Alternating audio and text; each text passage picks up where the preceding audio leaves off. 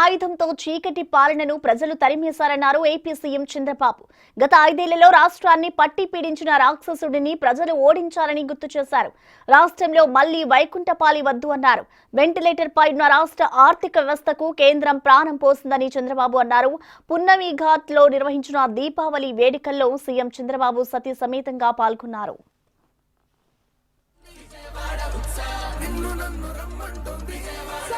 స్వాగతం సుస్వాగతం తెలియజేస్తూ ఆహ్వానాన్ని తెలియజేస్తున్నాం. ఈ దీపావళి ఒక్కసారి చూస్తే దీంట్లో ఒక మెసేజ్ ఉంది.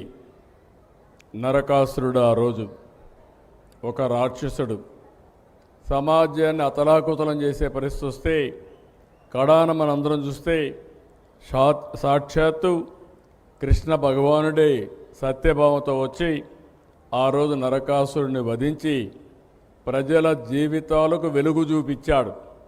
అందుకే ఈరోజు మనం అందరం దీపావళి పండుగ చేసుకుంటున్నాం.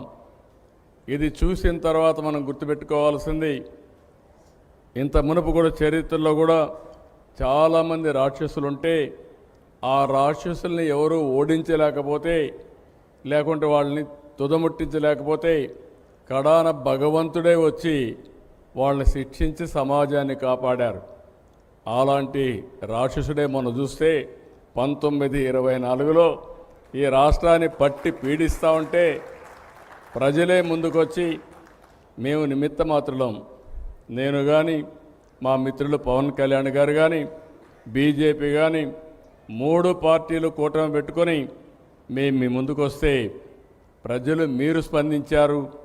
94% స్ట్రైక్ రేట్ అంటే నా రాజకీయ జీవితంలో ఆంధ్రప్రదేశ్లో ఎప్పుడూ చూడలేదు.